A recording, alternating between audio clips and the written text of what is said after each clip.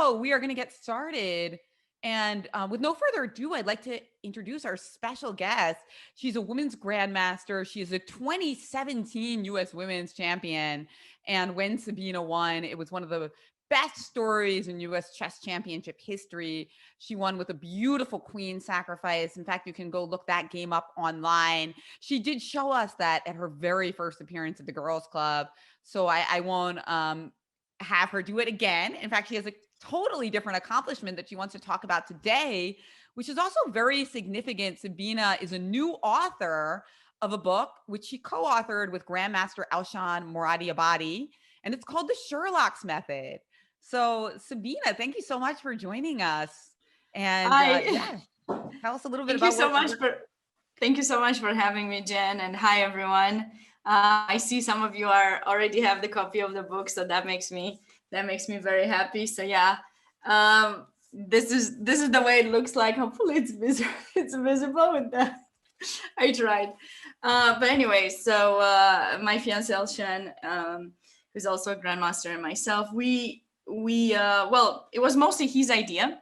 So and then I kind of joined in and helped with the writing. And I thought it would be nice to kind of discuss the way we came about, to write the book, and what it entitles, what it has, and why we believe it's good for different levels. And I have selected a couple of positions from the book to talk about. I'll read something small from the book. And then in the end, hopefully, I'll share one of my games that I think will connect to the book. And then I will, of course, let a lot of you to ask me questions if you have any. So, both Elshan and myself are really passionate about detective stories. Maybe some of you are as well. And so we wanted to kind of bring in something from literature, from stories, and put it into a chess book, because that's something that not many people have done before. I wanted to make it somehow special. And the idea came to Elshan maybe in 2013, actually. He was very passionate about Sherlock Holmes, and he was he visited England, passed by Baker Street, which is the famous street where everything is happening. If you've read the any Sherlock and any stories with Sherlock. And so he wanted to write a book since then, but then nothing happened. And then last year he was approached by Thinkers Publishing, and they suggested, they asked him if he had any idea, and then he brought me on board, and I was like, okay, let's do this. And it took us about a year to get it written and put in our method, the way we were taught ourselves to play chess, and to train ourselves. This is a book that we believe is going to be good for players anywhere from 1400 to maybe 2200. We are not focusing on a specific topic. We believe this book can help you train for a tournament. So nowadays with the pandemic, there's no tournament happening, or at least not so many super serious, but once it will come back, it could be a great tool, to help you get ready for the tournament. And we have selected a lot of positions from different topics. So we have tactical positions, simple decision making, complicated, complex decision making. And we also have positions where it's important to understand that you have to come up with a plan and how you bring it to to the finish line, basically, and how you try to win a game. The way we structured the book is also with the story. So Sherlock is going to train his assistant, Dr. Watson, to play in a tournament. So he has a week where he works on tactics, a week where he works on endgames, and the last week he works on complex decision making. And then there's also a storyline, and there's going to be a story about like trying to solve a mystery. So in the end, you're going to find out about that too. That was mostly Elshan's creativity, which came in. And yeah, so for those of you who enjoy reading, hopefully that'll be something you're gonna be interested to find out in the end of the story. So let me read you like a small paragraph and then get started with some positions. So at some point, like in the beginning of the book, Sherlock is writing a letter to Dr. Watson and tells him what he has figured out and how he wants to, what he believes needs to be done for him to get ready for the tournament. So here it is, the small paragraph. My dear friend John, I have recently noticed that you have started to take your over-the-board chess games more seriously than just a chess aficionado. Whether it is your background in the army or your competitive nature, you fight like a valiant warrior. But every fighter, my dear friend, needs a well-crafted set of means to compete. You need a method to prepare ahead of your competitions. To do so, I have developed a series of exercises and lectures for you. I will gradually explain everything to you in the next 2 weeks. And then he goes on to explain more about the process and everything. So I'm not gonna read the whole thing, but let us get started. I'm going to share my screen now. And we are going to be in the first position that I've selected. This is a game. This is a position from a game that was played between Vishy Anand and Alexander Grishuk. And it is white to move. We'll start with something simple. I believe we have a poll. Yes, we do. Here. This one is Grishuk. Oh, Grishuk was black. Okay. Yes. And it's white to move. So the question is, maybe I should put it to the side. What do you think white should play here? Great. Don't be shy. Don't be shy. Yeah. And let's unmute somebody. Somebody want to be unmuted to explain your move and go over the variation. Raise your hand or your virtual hand. Okay. How about you, Sujana? So I chose knight g5 because if black takes with the pawn, I can take with the pawn and it's a check. And if black takes with a rook, I can take with my pawn and it'll be up a piece. Okay, sounds good. Anyone else who would like to? I think there's some more hands. Carissa? I'd put knight g5. So if the rook takes, then the pawn takes, and the pawn takes into check. All right. Any further analysis if pawn takes g5? Anybody go a little bit deeper into that variation want to talk? Let's see. You want to raise your hand? How about Ananya? So I played knight g5, pawn takes g5, pawn takes g5 check, and then king g7, because if king g6, then there's queen h6 mate. So if king g7, you're going to play rook f6, and if knight takes f6, there is queen h6 mate.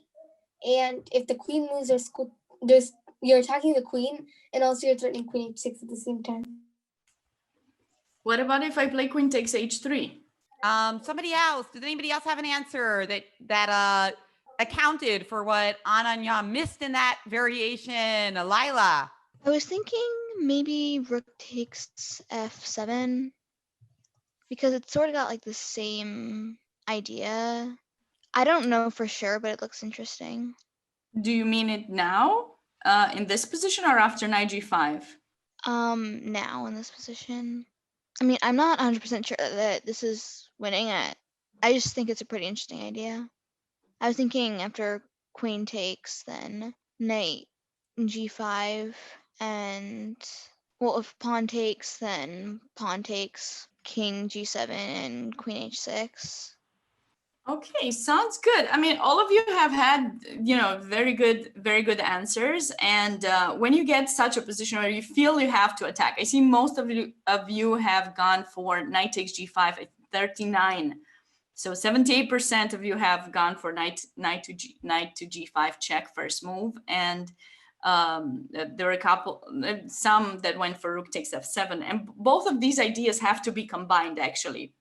So when you have a position that you are attacking and you feel your opponent's king has to be opened up, you have to find a way to make it happen. But you also have to be very precise. That's something very important. That's something that we want to try to address a little bit with the book, because we are giving you the positions and then you have the solutions, and we're explaining, look, this is something that you can see, and then you write out the solutions, you check them, you come back to them later to try to see if maybe in a week's time you come up with similar ideas. So the problem is that it does matter. Move orders matter very much. And this is something that I notice a lot of my students are making mistakes with, and then top players make mistakes with that too, including myself, like all the time.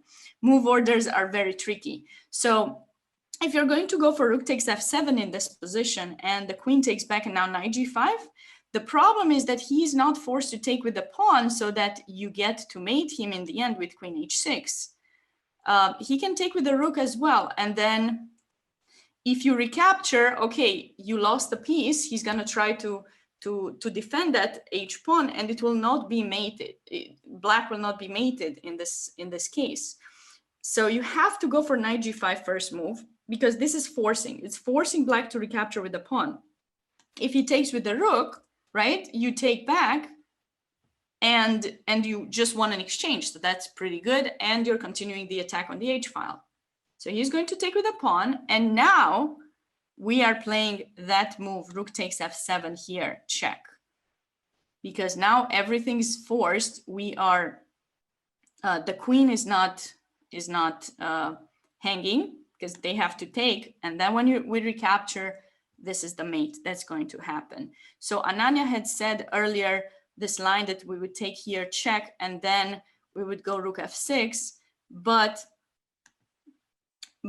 the problem would be in this line that the queen is hanging, and that's why you have to do everything with check. Makes sense for everyone? And I'm sure Ananya would have definitely seen that rook f6 wasn't possible, like when she got to this position, but it's always more difficult to see things further in advance, which is why we practice them. We have to practice very, very much. When we want to train for a tournament seriously, it's very important to take our time, calculate, and you know, when you have the pressure of the tournament, it's much more difficult. So that's why when you're home and you're training, and you use a book or you use some material online to train, you need to make sure you spend a lot of time to get everything set and ready, and just make sure you try to see as much as you can from the game. All right, I think we can go on to the next position that I have. Okay, this is a position from a game. You know, I have to tell you a secret about this book. So we have a lot of positions, but I decided, I thought it was great to share some of my mistakes or my good games and Elshan's good and bad games that we had over time. So we shared a lot of our personal stuff, but also we have a couple of players that we like more. And one player that we like very much is Vishyanand. Not only he's a great chess player, he's also a very, very kind person. And, you know, for some reason, we really enjoyed picking examples from his games. So here's an example. Another example. What do you think Black should do in this position? Okay, I see people taking their time in this position. When you see a position, it doesn't matter what kind of position it is. If you have the time to spend on it, I highly recommend evaluating the position first. Taking your time to understand what's happening on the board and not going for the first move that comes to mind. I'm not saying the first move that comes to mind is always the best. It's always a bad move, or maybe it's good for you, I don't know. But take your time to understand what's happening in the position, because that really develops your creativity and your pattern recognition when you spend the time to understand what is happening on the board. Okay. So let's see what people played. Okay, we got 19 votes for queen to g7, 9 for rook takes g2, and 8 for queen a3. Let's unmute some people. Tara, What was your pick? I picked Queen G7 because it looks like a pretty straightforward move. You're threatening mate, so they have to stop the mate. If you do like knight h4, then I think you can just do queen g5, and it looks like, and you're attacking the knight and you're threatening to just win a piece, which is obviously going to be winning. Also, if you can move the f4 pawn, then your bishop is looking really strong, and then you can also restrict the king in that way. So queen g7 just looked really strong. Yeah, it looks really good at first glance too. I'm not gonna lie, but there's a really there's some kind of clever ways for white to play. Sabina, you wanna? Yes, yes. So this is a position where black, in my opinion, black has a better position. The reason is black's king seems much more safe than white's king is, especially as Tara said, the G file is open. So, and even if black's king is open, the pawns with the bishop together, they keep it pretty safe. You can always go king d7 in case of a check, and nothing is going to happen to your king. So you always compare those things. And then you also should look at the pawn structure, and seeing these double pawns on the F file could look like a weakness, but it's not really as bad in this situation, because of course, if the knight moves, f3 is going to help black with a potential attack on the king side. But something else that's very important to notice is this queen in a7.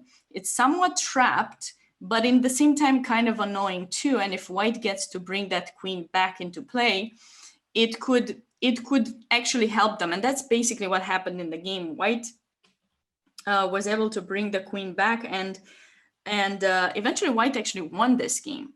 So instead of, though I like queen g7 very much as well, and that was, I think, when I first saw this position, I was thinking of that move too. Don't think that I knew everything just by picking the positions. But the thing is that black, after playing that move, if we play rook g1, for example, now, white is able to keep the position safe, and just because you have the G file is not going to be enough. You cannot actually attack G2 more, and white will be able to retreat with the queen and then maybe push their central pawns.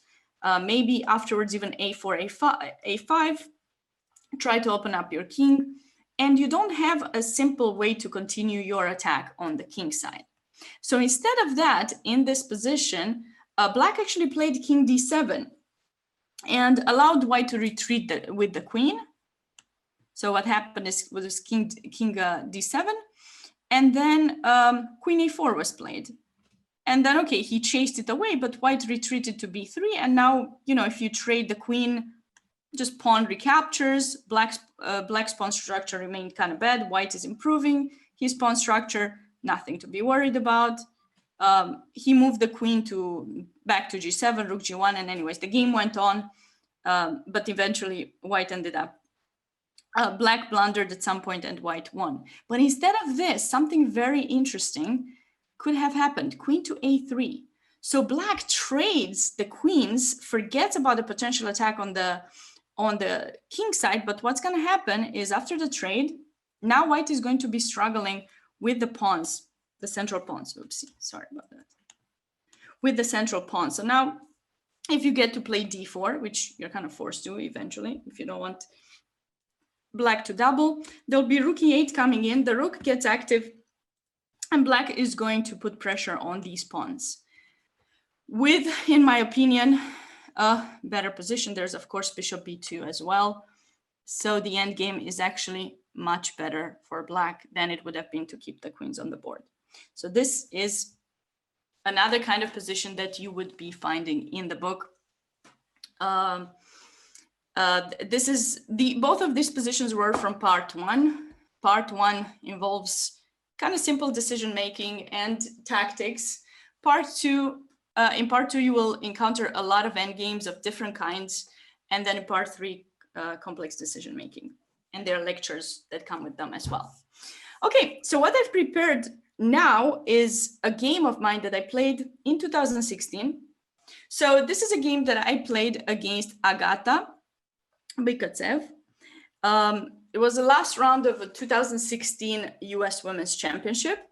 And I found this game very interesting. You're going to see, I hope you're going to see why. So I knew my opponent was playing the King's Indian, so I chose to play a variation that's pretty quiet, I think. I play knight f3, d6, bishop g5, and she chose to play this line where she's chasing my bishop away like this, but she weakens her king side. So she's going to be able to capture my dark square bishop, but in the same time, she's weakening her king side. So black is going to have to deal with the opening of this diagonal at some point somehow. So I played e3. She can take my bishop anytime, but she played e6 first, trying to create some kind of, fortress security. Knight d2. I'm forcing her to take a decision, to make a decision to take my bishop. Okay, so we're getting into this position.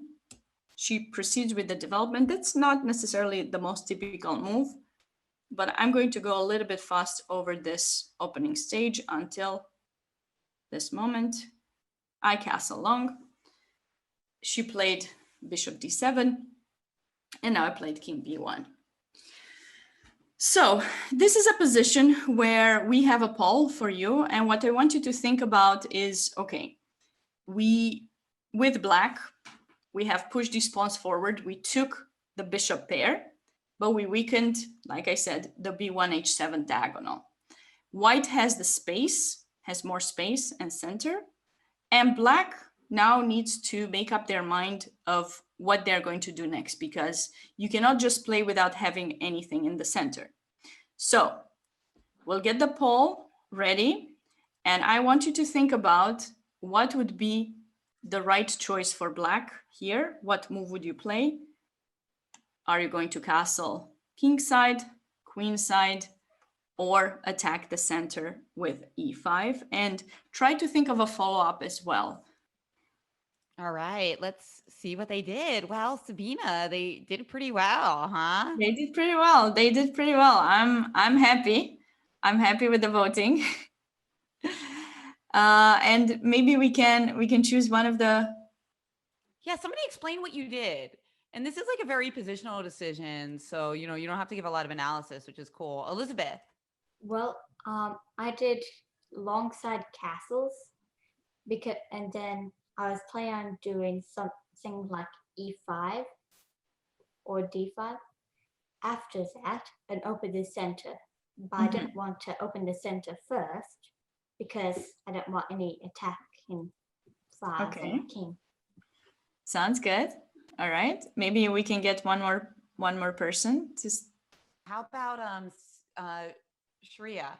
So I also thought of doing queenside castling because after that I think I can maybe open up the center, and since my rooks are connected, I can maybe try to attack and maybe give tempos to White's center area, because after I castle the rooks on the center file, so I mean it's not open yet, but it can maybe lead to an advantage where the rook can be useful to maybe trade some pieces off and try to make black get some more space. Okay.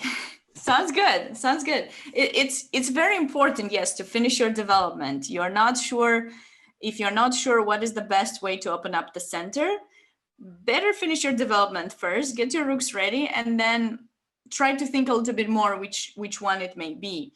I heard before from Elizabeth, she was saying e5 or d5, she wasn't sure. And when you're not sure, you're better off not touching a pawn.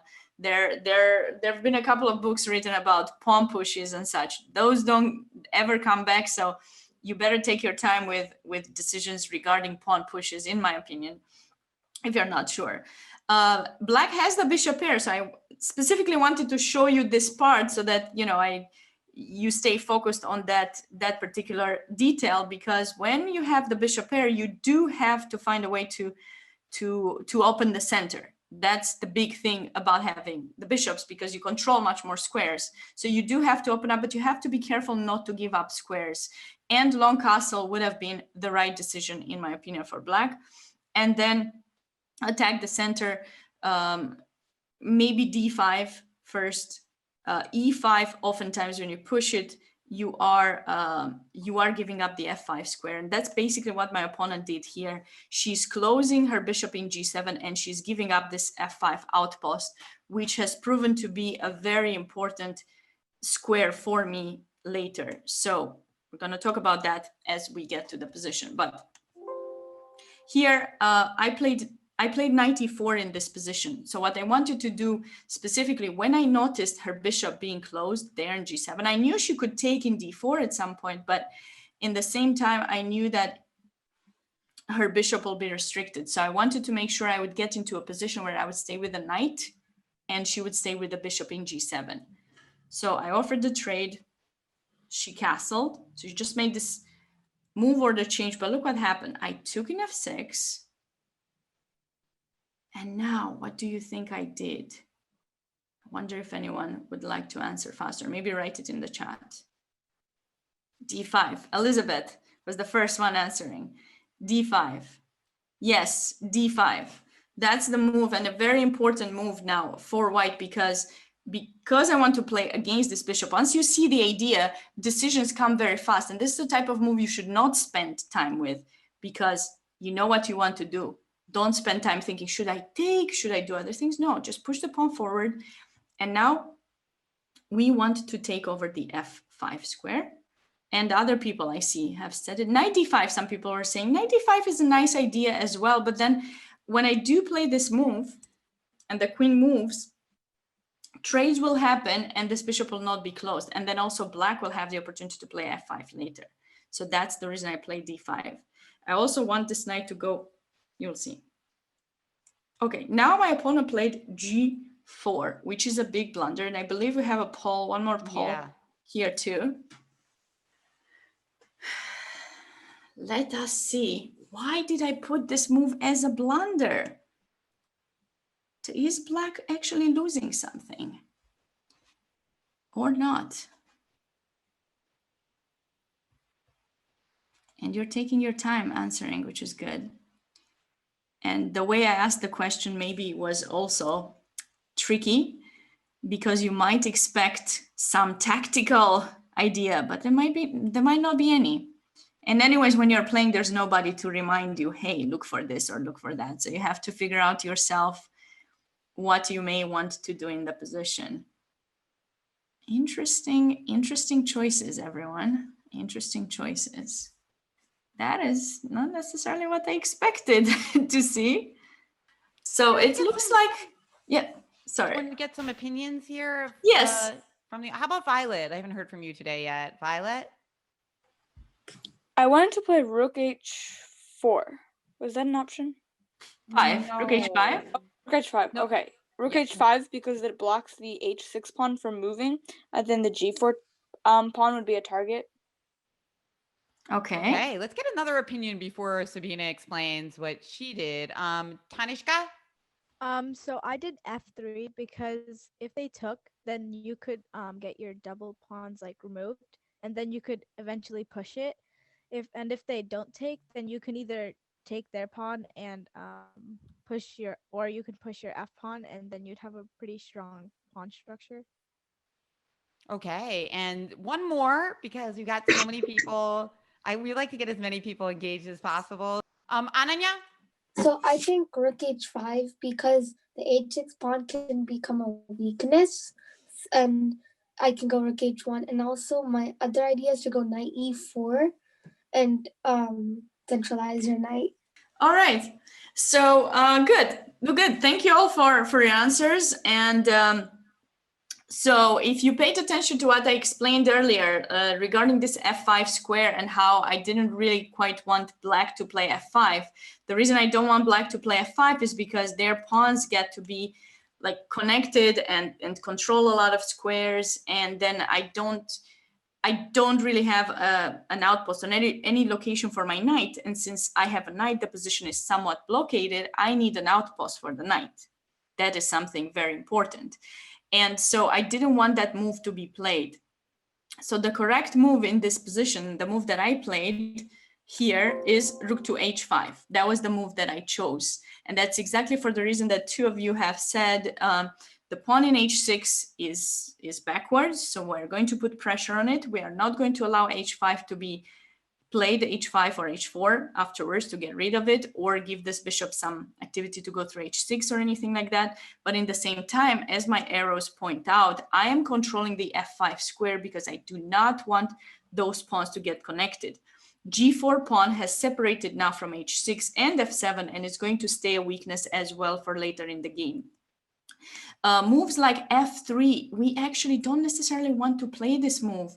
Even if you're saying we have double pawns, something that's very important, and I learned this from one of Jen's famous commentators, Maurice Ashley, who's also one of my friends.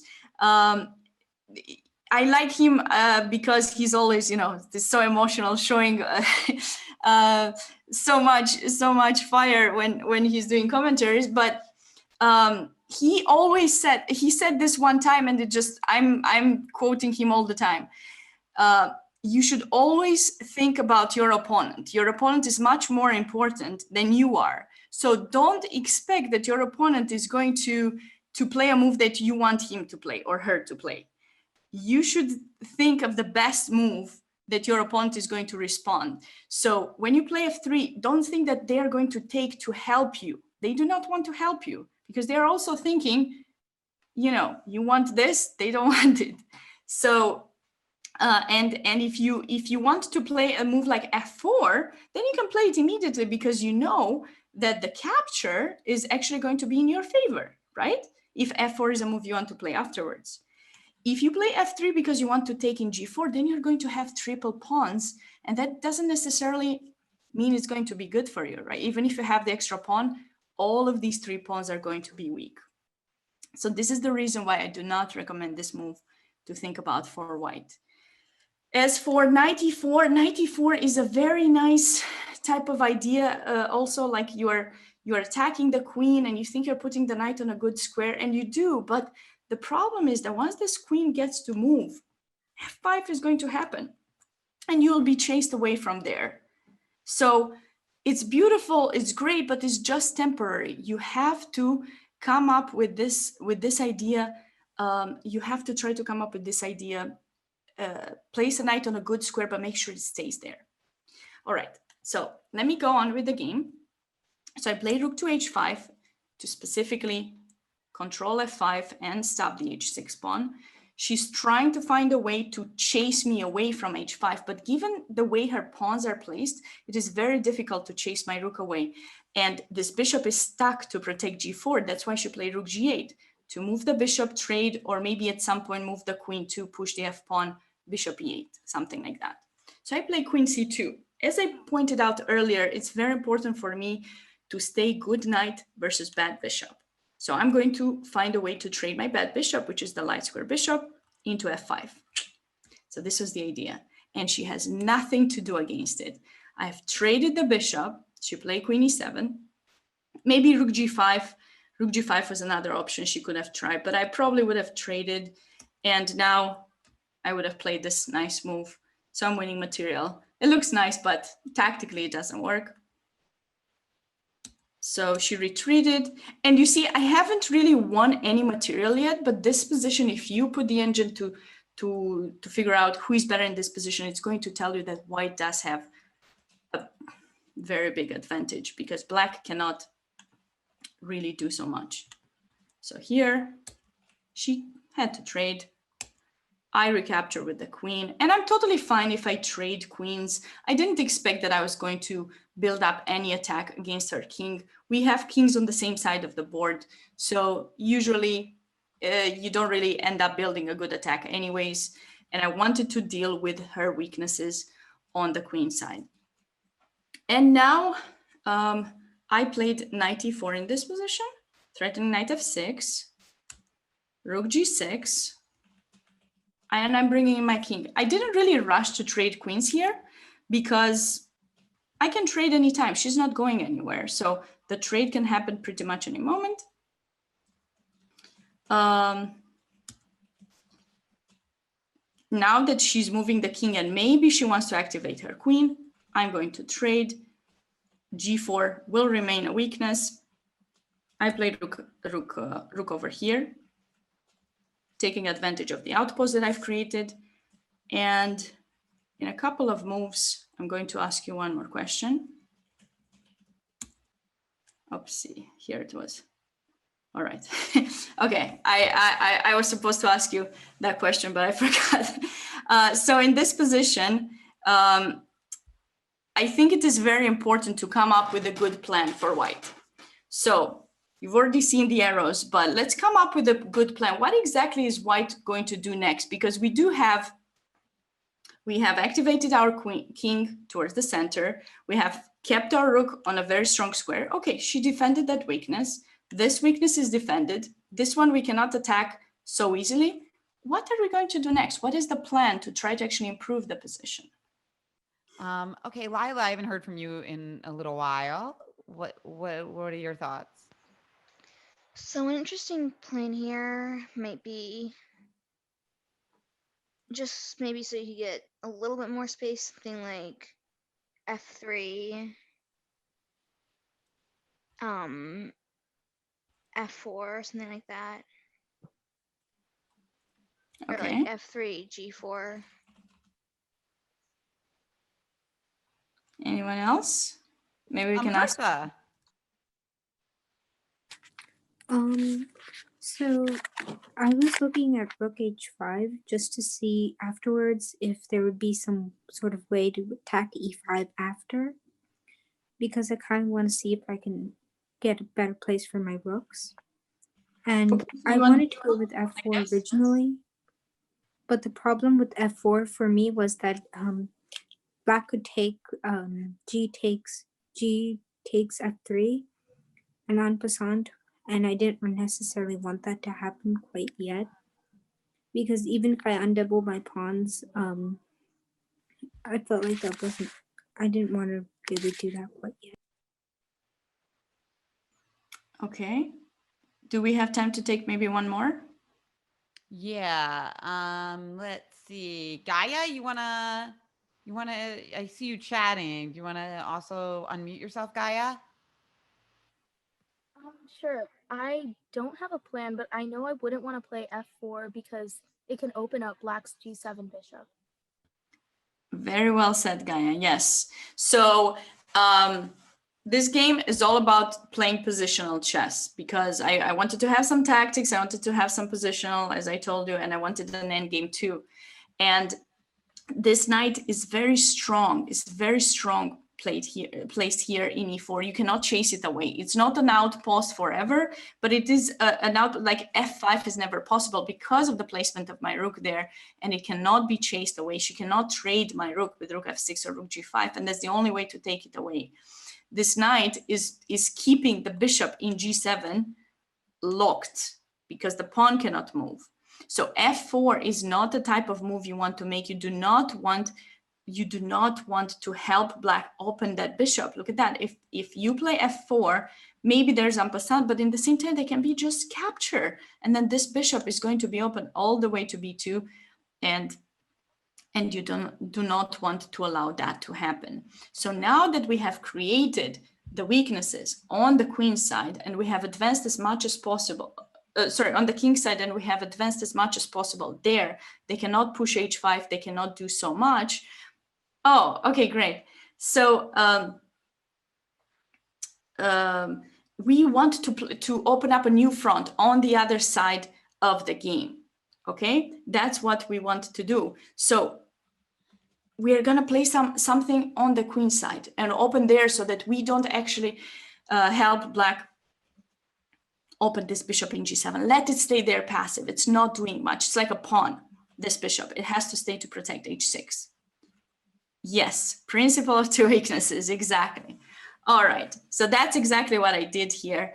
And with this move that I showed earlier, by mistake, a little bit too fast, I'm looking at the time not to, to make sure you all have questions. It looks like Elshan has joined and he's going to answer maybe a couple of things as well later. But So I move my knight and I prepare to play e4 and improve the position of my knight. Make sure f5 is never possible. And also e4, I don't want that move to be played to open the bishop. Maybe she could have done it here to just give up a pawn and say, I don't want to die with the bishop there, but it's very difficult to make that decision. So I'm not sure we should.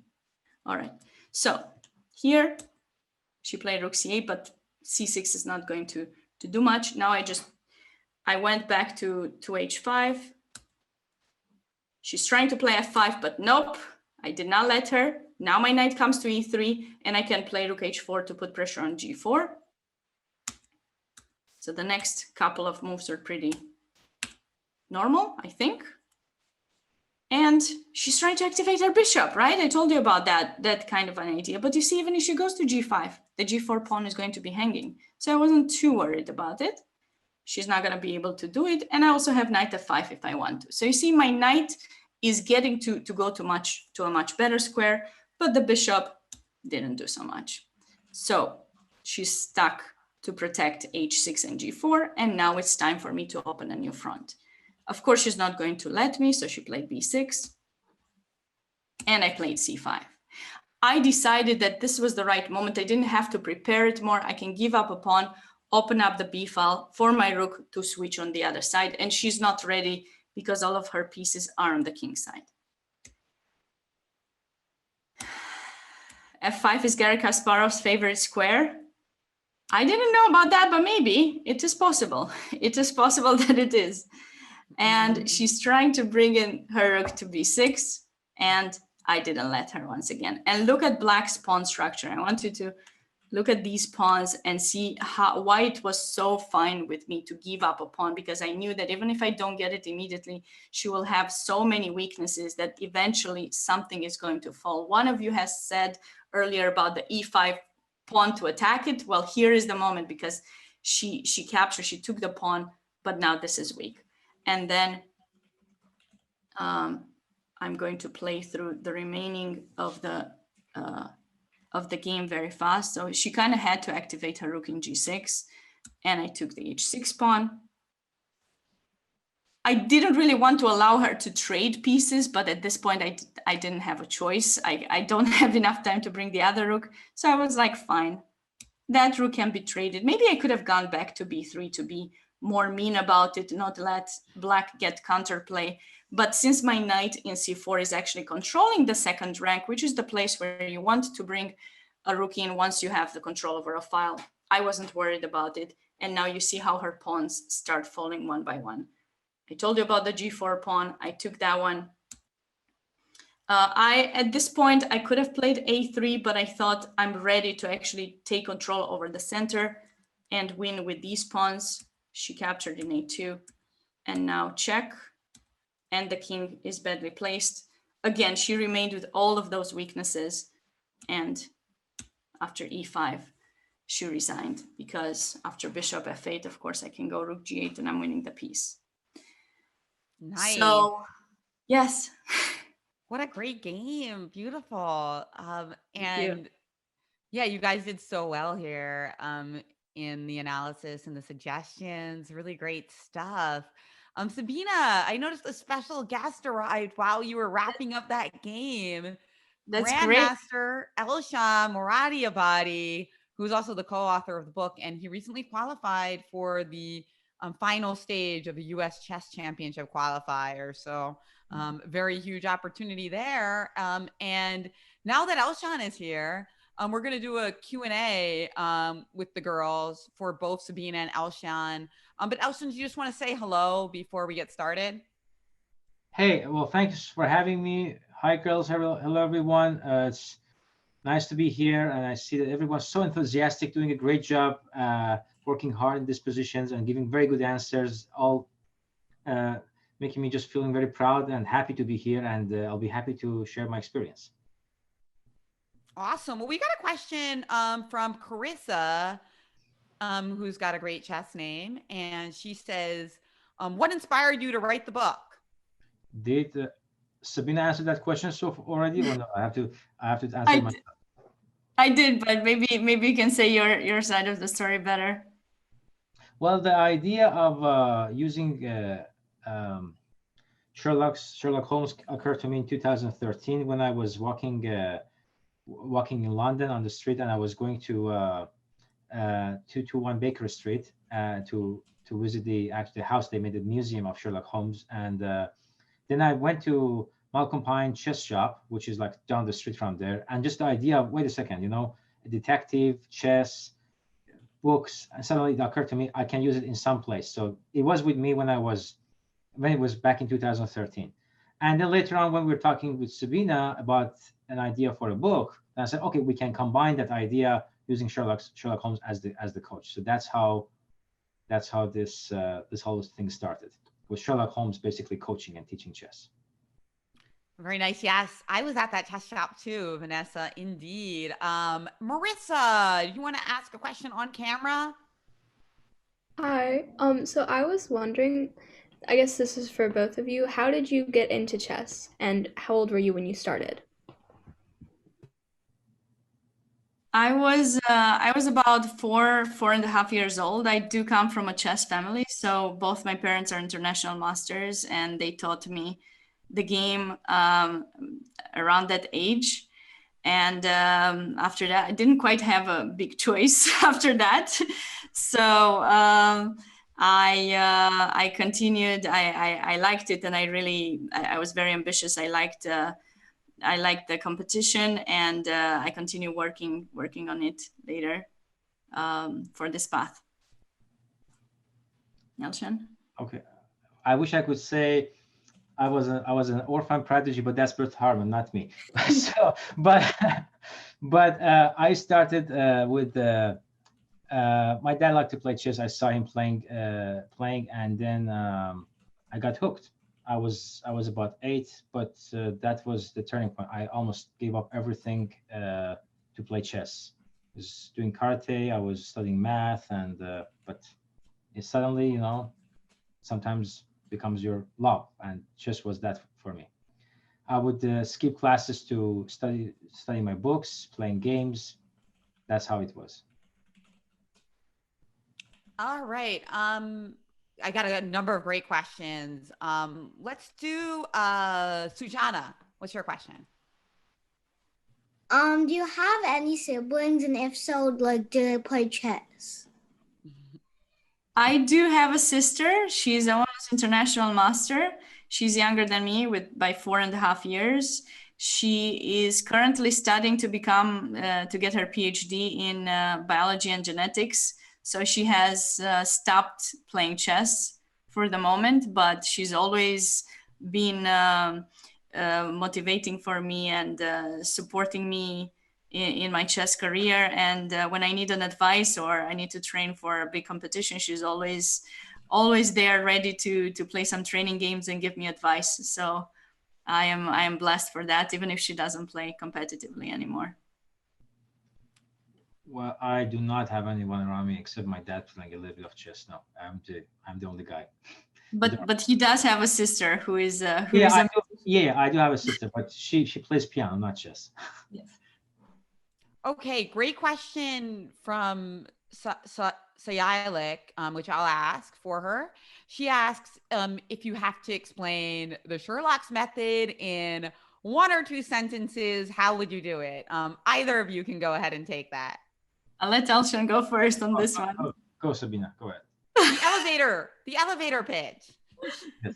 If I have to answer, I think it's a fun book that encompasses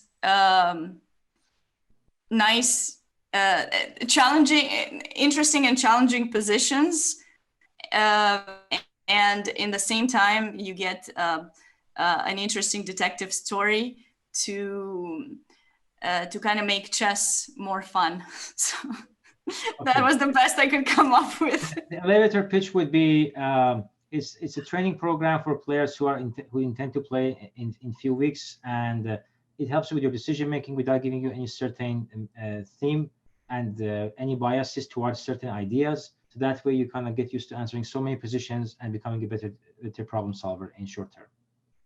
That was much more than 2 sentences, Elshan. Yeah, but that's a good elevator pitch. Okay. I had to do that. Quick. That was good. That was good stuff. Violet, your question? I can't really explain this that well, but is the book meant to be progressed through like all at once before a tournament, or is it something you can kind of do before multiple tournaments?